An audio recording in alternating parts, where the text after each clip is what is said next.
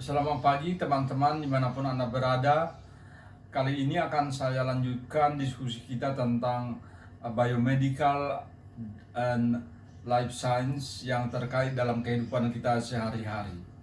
Kali ini akan saya lanjutkan dengan topik cardiovascular disease atau penyakit jantung.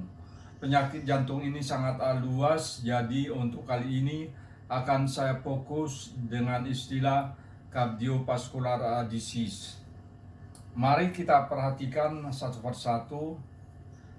Sistem kardiovaskular merupakan suatu sistem yang terdiri dari jantung, pembuluh darah, dan darah. Fungsi utama dari sistem kardiovaskular adalah untuk mengangkut nutrisi dan darah yang kaya akan oksigen ke seluruh bagian tubuh dan untuk membawa darah yang terdeoksigenasi kembali ke paru-paru. Nah, seperti telah disebutkan sebelumnya, sistem kardiovaskular merupakan sistem yang bertanggung jawab terhadap proses pengaliran darah ke berbagai bagian dari tubuh. Komponen dari sistem ini terdiri dari satu, jantung yang merupakan otot pemompa atau we call that one as a muscular pump yang berfungsi untuk memompa darah ke seluruh tubuh. Selanjutnya adalah sebuah sistem pembuluh darah tertutup yang terdiri dari yang pertama arteri. Arteri ini merupakan pembuluh yang membawa darah keluar dari jantung. Terus vena merupakan pembuluh yang berfungsi membawa darah kembali ke jantung, dan kapiler yang merupakan pembuluh yang bercabang dari arteri untuk membawa darah ke seluruh jaringan tubuh. Dalam konteks kita berbicara mengenai kardiovaskular ini, ada dua sistem peredaran darah di dalam tubuh. Yang pertama adalah sistem peredaran darah sistemik. Ini adalah sistem peredaran darah utama yang mengangkut darah ke organ, jaringan, dan sel di seluruh tubuh. Yang kedua adalah sistem peredaran darah pulmonal. Sistem peredaran darah ini menggerakkan darah antara jantung dan paru-paru. Pada bagian ini terjadi proses di mana oksigen memasuki darah dan karbon dioksida meninggalkan darah. Hal ini penting kita perhatikan. Selanjutnya, jantung, kalau kita perhatikan dalam gambar ini, terdiri dari 4 ruang yang berbeda, yaitu 2 ruang atas yang disebut sebagai atrium, yang kedua 2 ruang bawah yang disebut sebagai ventricle, serta sebuah dinding atau septum yang memisahkan atrium dan ventricle, dan sebuah katup yang mengontrol aliran darah di dalam ruang yang berbeda. Dalam proses aliran darah mengikuti jalur seperti berikut. Pertama-tama, darah yang kekurangan oksigen kembali dari tubuh dan memasuki atrium kanan melalui vena cava inferior dan vena cava superior. Kemudian darah akan mengalir melalui katup trikuspid dan memasuki ventricle kanan. Kemudian ventricle kanan akan memompa darah melalui katup pulmonal dan keluar dari jantung melalui arteri pulmonalis utama. Darah kemudian mengalir melalui arteri pulmonalis kiri dan kanan ke paru-paru.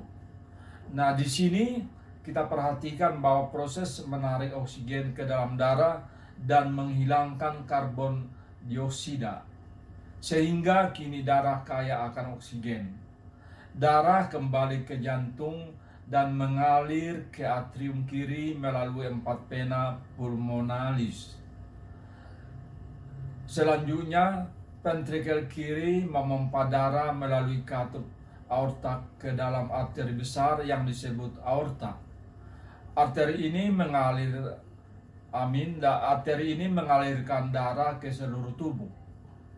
Nah, berikut mari kita perhatikan video gambaran tentang anatomi dari jantung. Kita perhatikan dengan baik-baik sehingga dapat membantu kita untuk memahami tubuh kita dengan baik.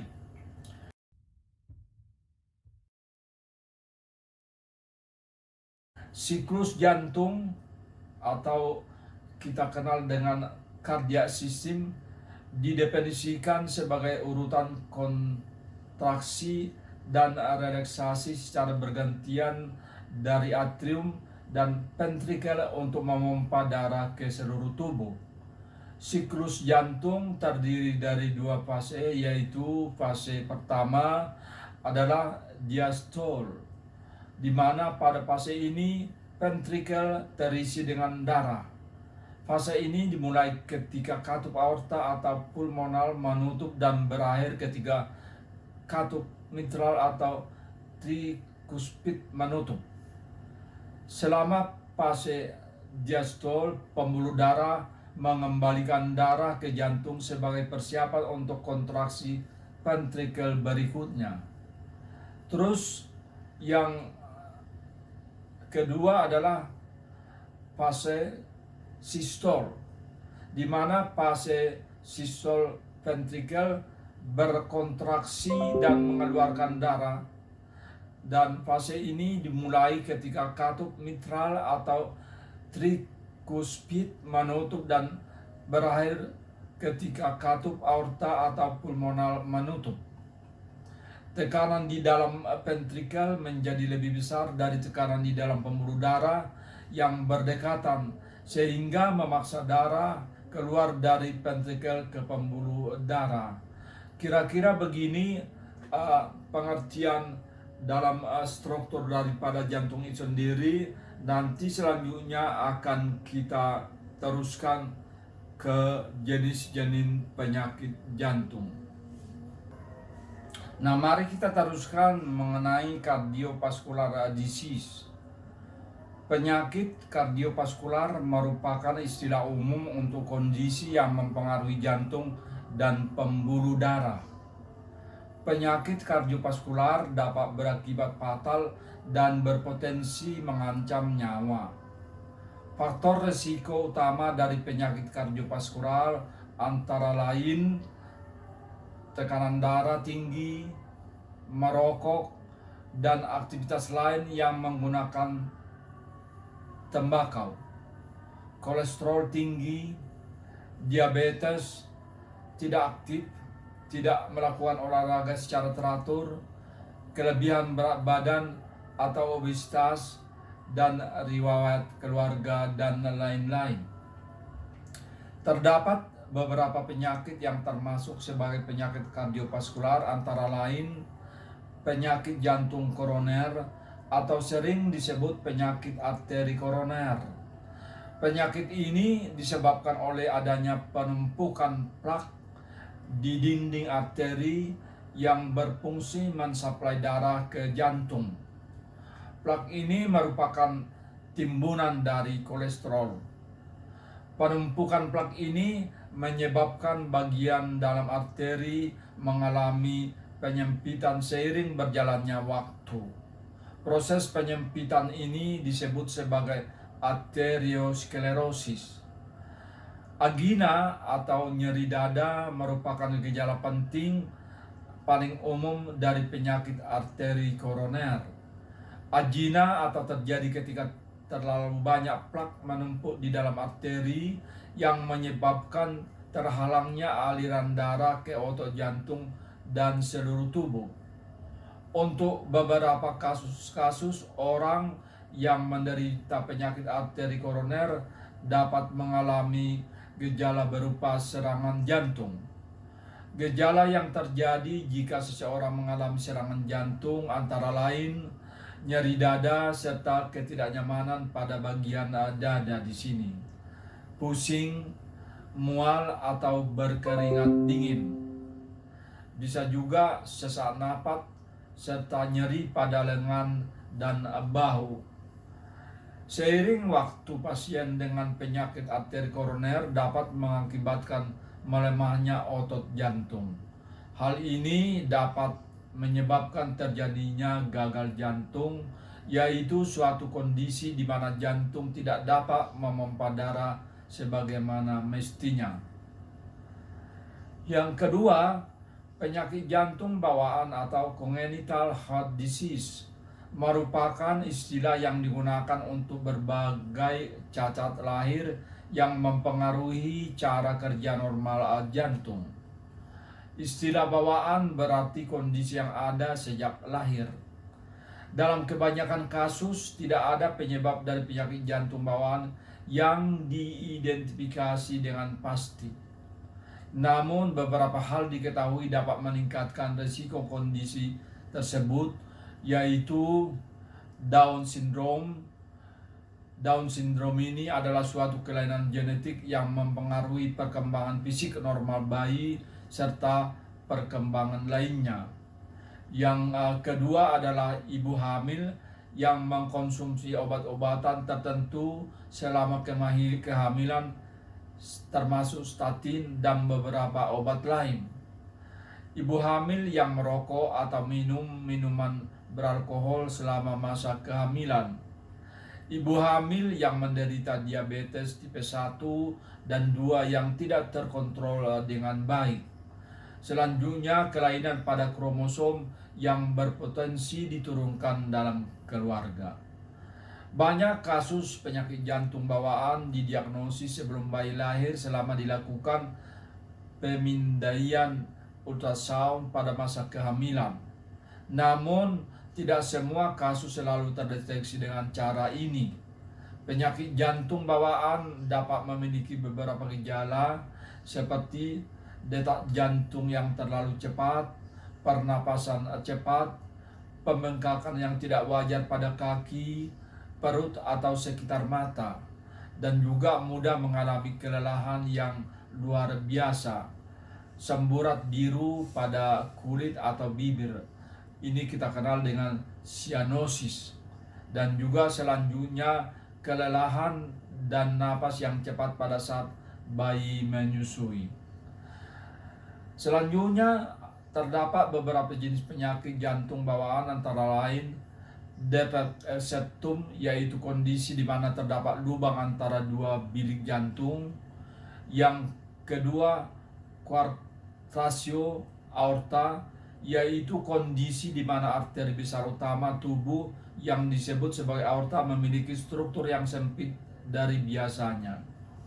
Stenosis katup pulmonal, yaitu kondisi di mana katup pulmonal yang mengontrol aliran darah keluar dari bilik kanan bawah jantung ke paru-paru memiliki ukuran yang lebih sempit seperti biasanya. Terus, transportasi arteri besar, yaitu kondisi di mana katup pulmonal dan aorta serta arteri yang berhubungan mengalami pertukaran posisi. Terus juga jantung dengan perkembangan yang kurang, yaitu suatu kondisi di mana bagian dari jantung tidak berkembang dengan baik sehingga sulit untuk memompa darah yang cukup ke seluruh tubuh atau paru-paru. Kondisi pasien dengan penyakit jantung bawaan dapat mengalami satu tipe atau mengalami kondisi dengan kombinasi beberapa tipe penyakit jantung bawaan. Selanjutnya, penyakit yang merupakan golongan penyakit kardiovaskular adalah stroke atau cerebrovascular disease. Kata cerebrovascular terdiri dari dua bagian, yaitu cerebro yang mengacu pada sebagian besar bagian dari otak, dan vaskular yang berarti arteri dan vena.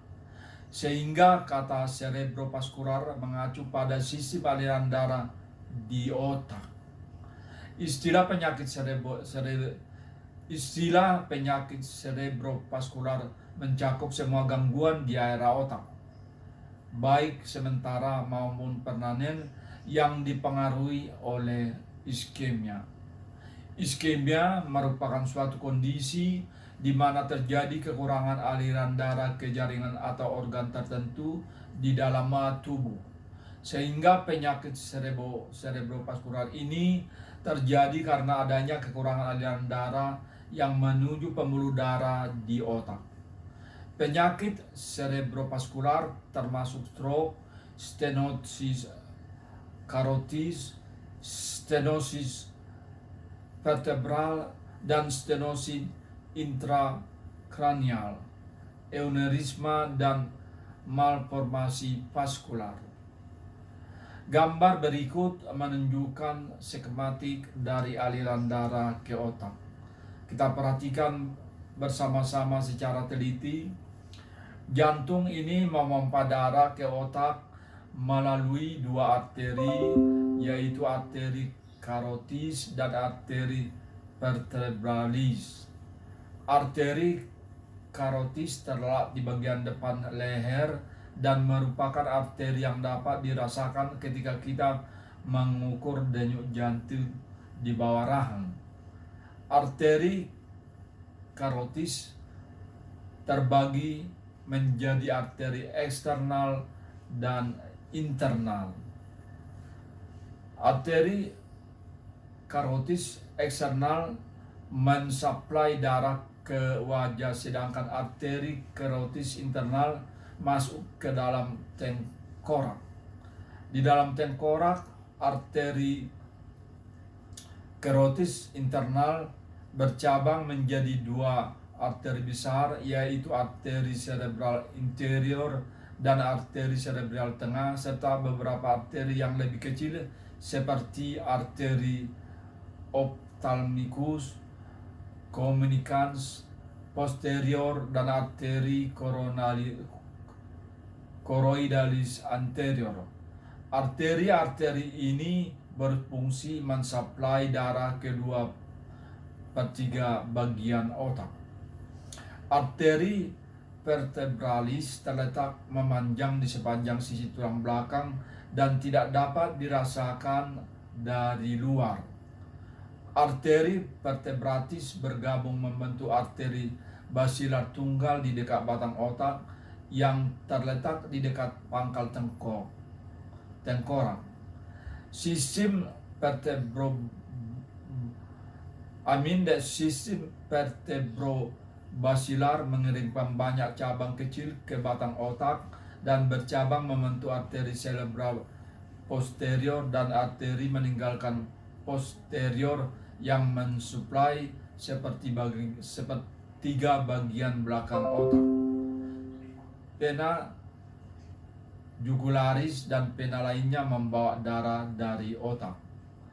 Karena otak hanya bergantung pada dua set arteri utama yang suplai darah, maka sangat penting untuk menjaga kondisi arteri ini. Seringkali penyebab yang mendasari stroke iskemik adalah arteri karotis yang mengalami penyumbatan karena terdapat penumpukan lemak. Selama mengalami stroke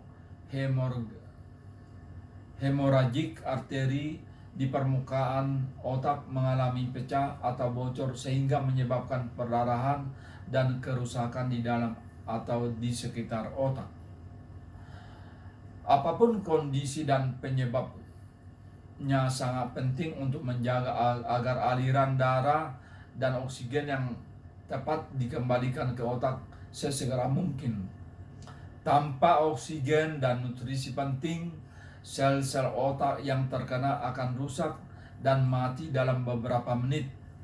Setelah sel-sel otak mati, sel tersebut tidak dapat beregenerasi dan diikuti oleh kerusakan organ lainnya. Selanjutnya, mari kita perhatikan penyakit gagal jantung. Terkadang penyakit gagal jantung juga dikenal sebagai gagal jantung kongestif. Penyakit ini terjadi ketika otot jantung tidak memompa darah sebagaimana mestinya. Ketika hal ini terjadi, darah seringkali mengalami penumpukan dan cairan ini dapat menumpuk di paru-paru yang dapat berakibat sesak napas. Beberapa kondisi yang dapat menyebabkan gagal jantung meliputi: yang pertama, mari kita perhatikan bahwa penyakit jantung koroner, di mana arteri yang mensuplai darah ke jantung mengalami penyumbatan oleh zat lemak yang dapat menyebabkan angina dan serangan jantung. Selanjutnya, tekanan darah tinggi. Kondisi ini dapat memberikan tekanan ekstra pada jantung yang jika terjadi dari waktu ke waktu dapat memicu terjadinya gagal jantung. Terus kita perhatikan adalah kardiomyopati, yaitu suatu kondisi akibat terdapat kelainan pada otot jantung. Kondisi ini menyebabkan berkurangnya kemampuan jantung untuk memompa darah. Terus adalah masalah irama jantung atau aritmia. Selanjutnya, kerusakan atau masalah lain pada katup jantung. Dan yang terakhir adalah penyakit jantung bawaan. Nah, terkadang anemia atau mengkonsumsi minuman beralkohol terlalu banyak, tiroid yang lalu aktif, atau tekanan yang tinggi pada paru-paru atau hipertensi pulmonal juga dapat menyebabkan terjadinya gagal jantung. Mari kita perhatikan bahwa terdapat beberapa tipe dari penyakit gagal jantung. Yang pertama adalah gagal jantung pada sisi kiri. Gagal jantung pada sisi kiri terjadi karena jantung kehilangan kemampuan untuk memompa darah. Kondisi ini sering terjadi pada orang dengan tekanan darah tinggi atau kondisi jantung tertentu. Gagal jantung sisi kiri ini dapat dibagi menjadi dua, yaitu gagal jantung dengan penurunan fungsi ventrikel kiri, yaitu kondisi di mana ruang kiri bawah jantung menjadi lebih besar dan tidak dapat menekan atau berkontraksi cukup keras untuk memompa sejumlah yang tepat dari darah yang kaya oksigen ke seluruh tubuh. Terus gagal jantung dengan fungsi ventrikel kiri yang diawetkan, yaitu suatu kondisi di mana jantung mengalami kontraksi dan memompa secara normal, tetapi bilik bawah jantung ventrikel lebih tebal dan lebih kaku dari biasanya. Oleh karena itu, ventrikel Anda tidak dapat rileks dengan benar dan terisi penuh, karena terdapat lebih sedikit darah di ventrikel sehingga jantung memompa lebih sedikit darah ke seluruh tubuh saat berkontraksi. Kita lanjutkan adalah gagal jantung sisi kanan. Pada kondisi gagal jantung sisi kanan, ventrikel kanan jantung terlalu lemah untuk memompa cukup darah ke paru-paru. Saat darah mengalami penumpukan di pembuluh darah, cairan akan terdorong keluar jaringan di dalam tubuh. Gejala gagal jantung sisi kanan pada umumnya terlihat dengan terjadi pembengkakan dan sesak napas. Penyakit arteri perifer adalah suatu masalah peredaran darah sehingga mengurangi aliran darah ke bagian tubuh. Ketika mengalami penyakit arteri perifer, kaki dan atau lengan tidak menerima darah yang cukup. Penyakit arteri perifer di kaki atau disebut sebagai ekstremitas bawah adalah penyempitan atau penyumbatan pembuluh darah yang membawa darah dari jantung ke kaki. Hal ini disebabkan oleh arteriosklerosis atau terjadi penumpukan lemak pada arteri. Tanda-tanda fisik yang mungkin mengindikasi penyakit arteri perifer antara lain atrofi otot, lemah otot, rambut rontok, kulit halus dan berkilau, kulit yang dingin saat disentuh, terutama jika disertai rasa sakit saat berjalan, denyut nadi yang menurun atau tidak ada di kaki, luka pada tungkai atau kaki yang tidak kunjung sembuh, dan jari kaki yang dingin atau mati rasa. Yang ketiga adalah trombosis vena adalah suatu kondisi bekuan darah atau trombus di vena dalam mengalami pengumpulan, biasanya terjadi pada kaki. Gumpalan ini berbahaya karena dapat lepas dan mengalir melalui aliran darah ke paru-paru serta menghalangi aliran darah ke paru-paru atau emboli paru. Emboli paru seringkali mengancam nyawa. Trombosis vena dalam juga dapat mengakibatkan kerusakan dalam jangka panjang seperti merusak pembuluh darah dan menyebabkan sakit kaki, bengkak, serta merubah warna. Faktor risiko yang terkait dengan penyebab trombosis vena dalam antara lain obesitas, kecenderungan bawaan yang meningkatkan risiko pembekuan darah, usia, pasien kanker, pasien yang menggunakan kontrasepsi hormonal, pasien yang sedang hamil, pasien dengan riwayat keluarga dengan pembekuan darah, dan lain-lain. Terus, penyakit jantung rematik merupakan suatu kondisi di mana katup jantung telah rusak secara permanen oleh demam rematik. Demam rematik merupakan suatu penyakit yang dapat menyerang jantung, persendian, otak, dan kulit. Demam rematik dapat berkembang jika radang tenggorokan dan infeksi demam scarlet tidak diobati dengan benar. Bakteri yang termasuk grup Streptococcus dapat menyebabkan radang tenggorokan dan demam scarlet yang berkembang menjadi demam rematik. Demam rematik diduga terjadi akibat respons sistem imun tubuh. Sistem kekebalan tubuh merespon infeksi radang tenggorokan dan demam scarlet yang menyebabkan respon inflamasi. Inflamasi atau peradangan yang terjadi dapat mengakibatkan kerusakan pada katup jantung secara berkelanjutan. Demikian diskusi kita di pagi hari ini tentang penyakit jantung. Mudah-mudahan Anda semua dapat memahami, mengerti, sehingga kita dapat menjaga jantung kita dengan baik, terutama kita yang sudah berumur.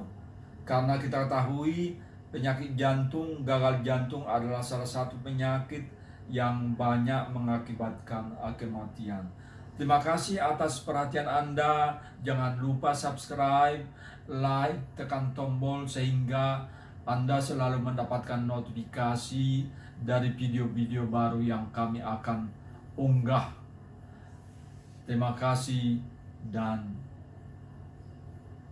selamat siang.